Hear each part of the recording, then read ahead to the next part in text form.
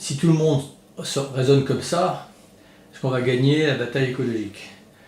C'est-à-dire si chacun pense individuellement que ce qu'on fait est insignifiant, si chaque État pense que sa responsabilité dans un enjeu universel est limitée, à quoi bon être vertueux si les autres ne font rien, ça c'est certain, demain va être pire qu'aujourd'hui. Bon, voilà.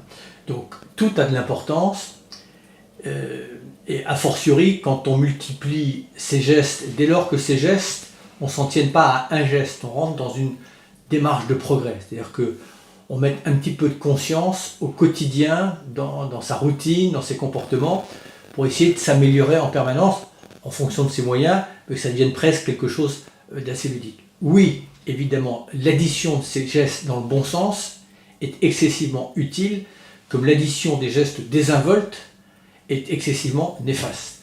Donc la réponse, elle est très clairement oui. C'est nécessaire, mais bien entendu, c'est pas suffisant.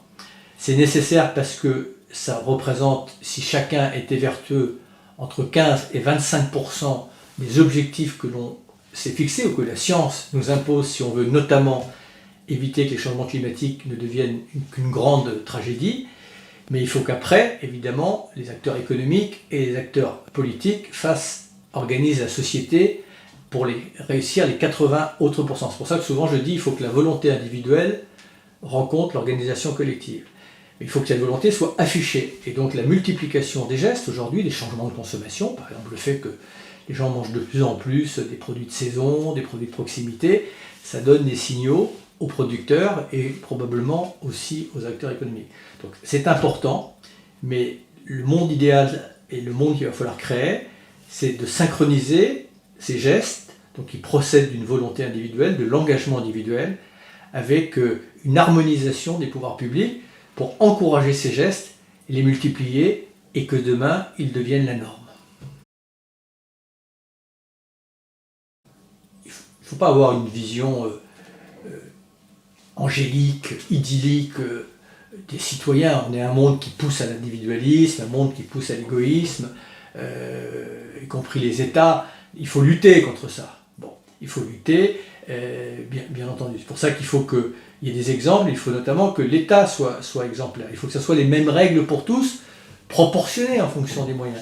Mais c'est vrai que parfois, j'en ai fait l'expérience en tant que ministre, je recevais autant de courriers de gens qui ne voulaient pas d'éoliennes, que de gens qui ne voulaient pas de panneaux solaires, que de gens qui ne voulaient pas de centrales nucléaires, et que de gens qui ne voulaient pas de centrales thermiques.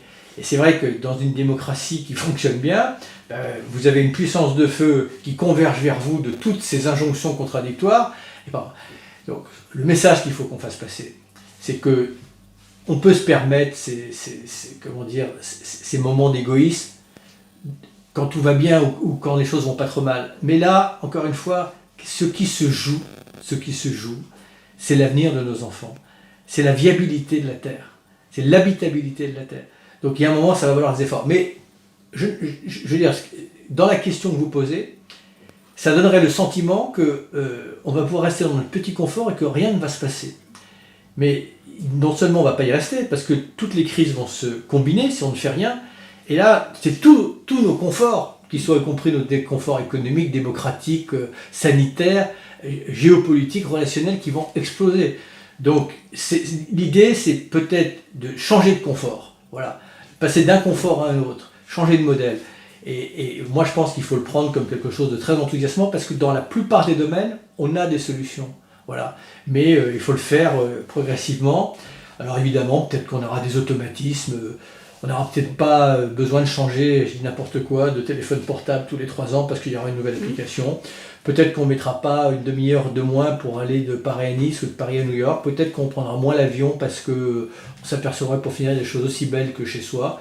Peut-être que certains seront passés de viande et d'autres en mangeront simplement 2 ou 3 fois par semaine. Serons-nous plus malheureux de manger des cerises à la saison des cerises, pour reprendre la formule consacrée?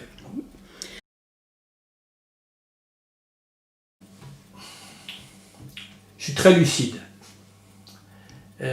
Et c'est pas forcément un cadeau d'être lucide. Parce que je vois bien les résistances. Je vois bien l'inertie. Je vois bien la complexité. Je vois bien la difficulté, y compris pour le politique, de combiner le court terme et le long terme. Je vois bien aussi, au moment où justement on devrait additionner les intelligences et les moyens, combien le monde a tendance à se replier sur soi. Donc je suis très inquiet, mais c'est bien parce que je suis inquiet et parce que par ailleurs, je rencontre au quotidien aussi une belle humanité. Parce que l'humanité qui détruit, l'humanité qui pille, l'humanité qui fait preuve de cynisme, elle est plus visible, mais elle n'est pas majoritaire. Donc ce qui me donne un peu de confiance, c'est que je pense qu'il y a une humanité qui, à un moment ou à un autre, peut-être va surgir et qui va renverser la table au bon sens du terme. L'engagement est pris. Voilà. Et bon courage et bravo. Merci. Merci.